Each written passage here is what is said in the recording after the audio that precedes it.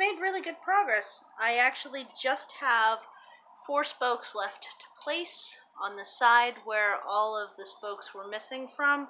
You can see which ones were new, but I also had to fish some existing ones. That was how I decided to do it with a lot of them, because the spokes aren't that damaged. Some of them are really loose still, but at the same time I came into some concern. I'm tightening one while we talk here. I came into some concern that I would throw it off really bad if I tightened it too much while they were, 6 to 10 over here just completely detached. So I've got a decent idea as to how this is done at this point. You want to, when you order spokes, in each size with the matching, this is a spoke nipple here, in each size with the matching nipple, you want to have at least one more spoke than you actually need, and that is so that you can fish the spoke in. This is more important if you have double wall rims, which is the rim that has, this is a rim, and this has 2 layers of metal, and there's a hollow chamber in between, inside of which I do not think there's still any free-floating spoke nipples that got lost in this process. I think I got them all out, but that was part of my process there. So I'm learning the pattern here, so I did everything on this side first, and then I started on this side with the one that was broken over here. You can see which ones are new because they're silver and everything else is black. And I'm starting to get the idea as to how it works. So I'm starting from the outside edge of what's missing, these empty holes here. And so we're going to have one point, there's an empty hole here, and then we're going to have the next one point, there's an empty hole here. So that's the crisscross pattern we've got going. So I've got this one that has the spoke nipple threaded onto it backwards. And you notice here that I'm aiming just inside this space because I want to come up here. If you want to know what I did to get to this point, you're going to want to check the playlist, and there's a video on 2 different videos leading right up to this with getting the tire off and with my first couple adjustments on the spoke nipples, and then also with tightening spokes without the tire on. So the first thing I've done here is get this spoke lined up in a way that isn't lost, spinning it just a few times, holding it at the base, and then backing this spoke out. At that point, I'm grabbing my ratcheting screwdriver, still holding on to this spoke nipple because I still don't want it to go get lost somewhere. And this is a little fiddly because with the hollow core, the screwdriver has a tendency to want to take a tilt and then get all off center. Additionally, the spoke itself is at a slight angle, and the chamber leading down into it is not, so it gets a little fiddly, but it's okay. So I'm going to tighten it as much as I can this way, and then what I discovered is that with, I dropped it in the wrong spot again. I don't know where the heck I put that thing. Here we go. With the standard spoke tools, these are called spoke keys, this little notch on the end here. That is a spoke key. There's sizes, and you can get round ones of these that you can, oops, there's another size in here somewhere. There we go. This is the bell tool that I showed in the first of 3 for today. As I'm going through this, I'm really hoping, yes, to have my bicycle back in commission tomorrow, because I need to get down the hill to the bank, and that's a good 2 miles away and a huge honking hill. So that would be really nice to be able to not have to walk it. So these little doobly-doos, that is called a spoke key. You can also get them in a round unit that fits down over, and then you can just free spin it inside here, which is great, except that the standard spoke key sizes do not accommodate the higher gauge of these electric bicycles. So instead what I'm doing is I've got my bitty little crescent wrench that's in my travel toolkit. I'm really quite pleased in that, I'm going to adjust your height here so you can see what I'm doing without me having to, have a really weird grab position. I've been really pleased I actually have not had to bust out my home bicycle repair shop kit in this process, which that's amazing. That really speaks to the strength of the road toolkit. But, it takes a little longer because you're actually having to reattach for every, quarter turn. But it's a tool that I currently have, and I don't have to wait to order it or whatever. So I will gladly take the extra time to slowly crank on this way. And you could technically, sometimes you actually have to do it twice and rotate it because the grab distance for each is a little bit different from this angle to that angle, and it'll help get that aligned, because sometimes the problem is you can't get at it. So the smallness of this crescent wrench is what made that possible. What size is this? 6-inch. That is a 6-inch crescent.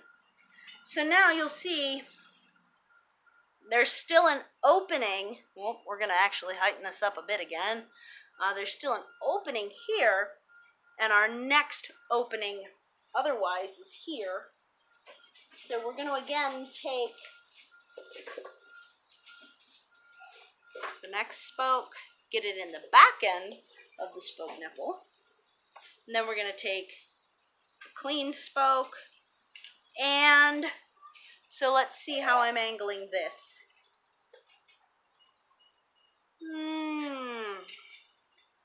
That's a trickier one.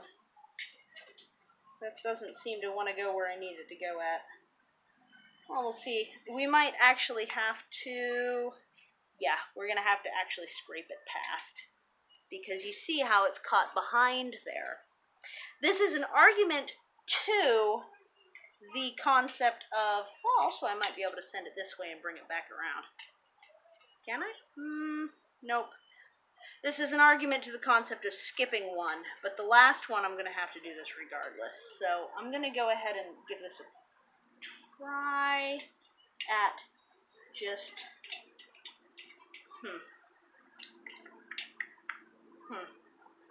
that's pretty tight. We're just going to have to, it bends a little bit, it scratches things a little bit, but, you do what you got to do. And then I'm going to use this back threaded spoke to line it up. Now that's got a lot of tension because it is crossing here now. I'm going to give it a couple spins so it's at least somewhat secure. Hold it at the base and then unscrew this. Again, grab my ratcheting screwdriver. You could use a regular screwdriver. You could use a multi-tool and just deal with it. But I have a ratcheting screwdriver, and it's still a pain in the neck, so, be prepared to be annoyed. The angle that this is in with the depth of the double wall combined is just really fiddly. It's just really fiddly. Now, I can give up on the screwdriver at any time and switch to using the wrench, and I think I shall do so at this point. As far as, so you just kind of got to expect it to have annoying factors and just kind of take some time, but considering I haven't even lost my light, I don't think that the process at this point has taken any more than an hour just yet, and I'm only 2 spokes away from being complete. So it's not complete torture, but it is kind of a lot of just fussing with it. Especially if you don't have a properly gauged spoke key. I may get a proper one. That actually might be something that goes on my list of things to get. While I have my home shop toolkit up here, I'm also going to grease the chain, clean and grease the chain, and scrub up the bottom, the bottom gear on the cassette. Technically the high gear on the cassette is a little gunked up, and it needs a toothbrush and some degreaser, and then it needs greased again. So just some stuff to do, I suppose. These last two spokes are probably going to have a certain amount of difficulty to them, just due to the fact that the space now is getting pretty tight. That is cross-threaded as all heck. There we go. So, oops. Yeah, that's fine.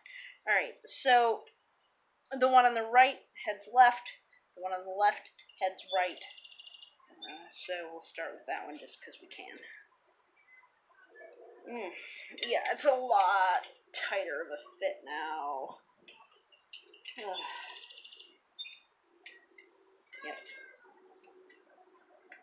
I'm going to use the... Jeez.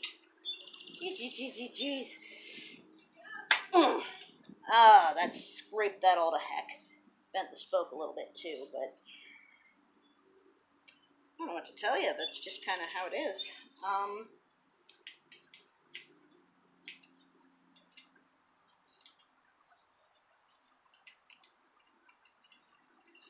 Make sure it's not cross-threaded by going, oh, well, why is this depth perception thing difficult? Going backwards a little bit and then kind of, right, and then back this out. Use the screwdriver for as long as the fiddliness of it is tolerable. Even though these are aluminum, so they shouldn't rust, I may do some Rust-Oleum over the places where I scraped it real bad. That's just cosmetic. That's not, like, going to substantially weaken the rim in any way. And again, the rim is this bit that would remain if we took all the spokes in the hub motor, which is this. That's a hub motor. This is a hub. Hubs are on all bicycles. Hubs are on most wheels even. It's the part that rolls in the middle. Glasses are falling down. This last spoke is gonna be so annoying. I'm not looking forward to it.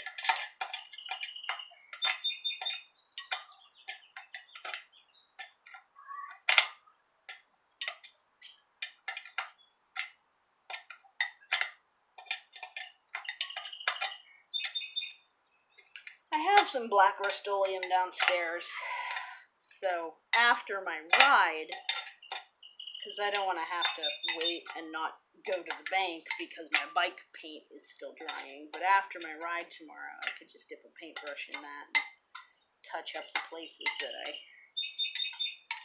caused myself potential problems.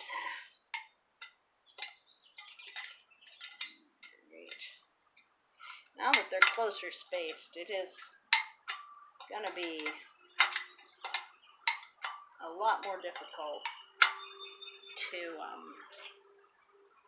get this last one in.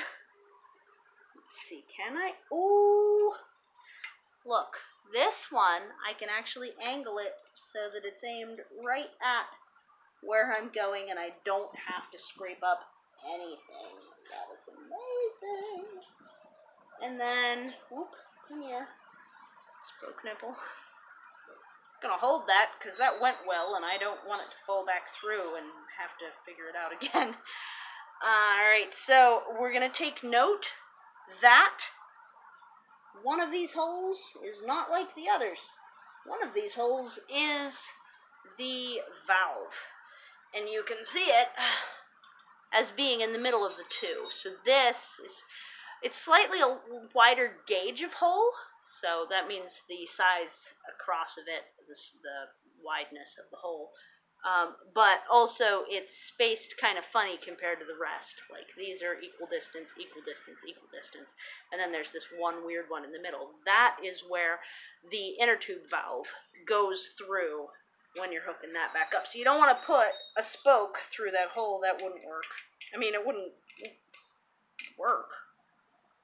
Just wouldn't result in good outcomes. Unfortunately, this came detached, but it didn't end up being a problem. Hand tighten that for a moment as best I can. Start with the ratcheting screwdriver. I'm actually having troubles getting this to catch the threads, so we're going to start by going backwards. Come on, come on, come on. Woohoo! This is not the problem I expected to be having, but here we are. Now let's see if we can get it to take.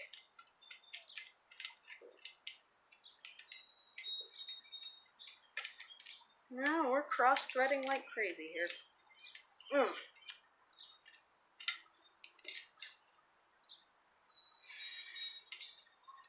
Put that one down.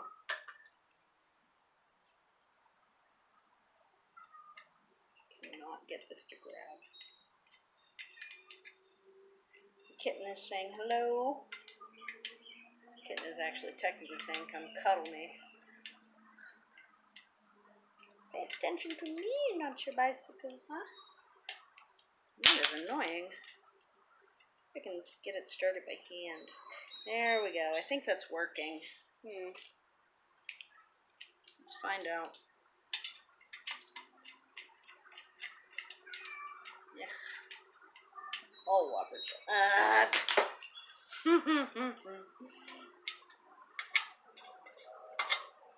Immediately giving up on the screwdriver, you see.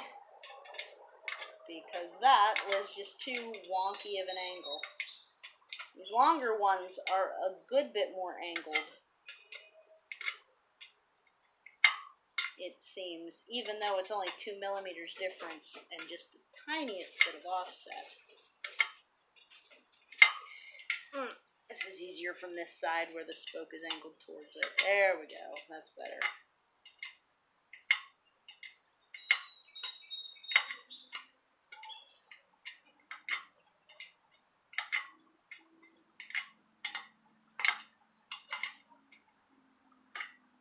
Well, it might be screwdriverable again. We'll find out. Yeah, a little bit more. A little bit more so. And the reason it gets easier is because the angle gets flatter and the screwdriver makes it more approachable. Of course, you would not be able to use a screwdriver once your inner tube and tire are on the rim again. Well, so all that's left is to go through, tighten these down. That's one thing. Tighten everything down really good. All of the spokes need one final really good tightening. Then we need to get the inner tube and the tire back on. Then we need to put it in a truing stand, which can be the bicycle's front fork, the bicycle's rear fork, if you're able to patiently deal with the derailleur being in the way. It can also be an actual truing stand. I'll show you how that works. I'm going to give it a try later on in the back wheel. It might be after dark by the time I actually get to do that, though, so maybe I won't get to show you real time. And then, yeah, after that, it's going to be all set, good to go. I can see I've got a little bit of corrosion here and there. That's odd. That I didn't do today. There's this whole spot right here, so yeah, I am probably going to touch it up with some paint tomorrow, with some Rust-Oleum. Even though it's aluminum, it still doesn't hurt. But yeah, we got all of the spokes, and this spoke is Still very loose, I just noticed. So if your spokes wobble, they're probably getting really close to just straight up detaching and busting everything near them and making you wait a month to 3 months for new spokes, especially if you've got a 20-inch wheel. Those are pretty rare to get spokes, and so ordering them from overseas is the only option, and the reason it's taking months right now is because of COVID-19. So if you notice any of your spokes respond with any amount of movement when you touch them, you want to tighten them before you have to do this whole project. And the reason that they loosen up is because the hub motor puts torque on them, the road puts vibration, and then the weight of the rider adds some additional torque and additional pressure that just allows these little screw heads called spoke nipples to gradually, over the course of about 200 miles for me, 200 miles, to gradually, bit by bit, start to come undone. I am really hoping, and I haven't been able to test it because there's really no way to tell in its current state, I'm really hoping that this did not cause damages to the motor itself. We will find that out, but I don't know how soon we will find that out in the process of getting this bike back on the road. Because if the hub motor's gone bad, then that's certainly something I could get a new one of. In fact, e-bikes.com is Nacto bikes, and they actually sell just entire wheels pre-made with the hub motor in the middle of, but you want to make sure that the wattage is the same. So this is a 250 watt motor, and so you'd want to get the same wattage if you want to expect to have the same amount of distance out of your bike. So that is an option that I could then fully repair, and then this whole spoke job would have been kind of a waste. But, the back wheel with hub motor, I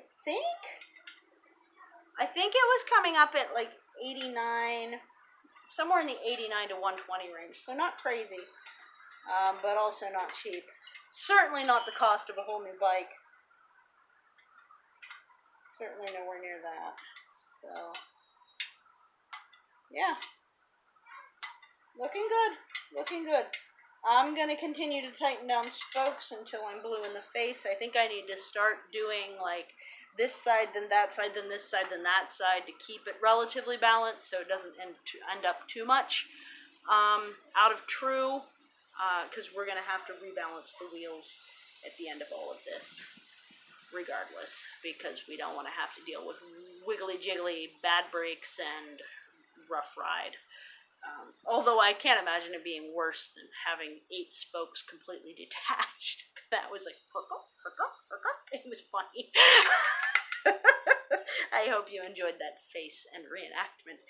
All right, if you made it this far, that was your little Easter egg, and I hope that I have caught you at a time where you can prevent this rather than have to do this job. But if you do have to undertake this job, continue to follow along. I'll keep you updated on how it goes, whether I notice any issue with the motor after it's had that experience of getting banged around by not having half the spokes on the one side. And I'll just basically keep you up to date. The playlist is going to pop here, and some other related video of some sort will pop there. Maybe the other way around. And feel free to take a look at anything else on my channel. So thanks so much, and have a good day. Take care. Bye.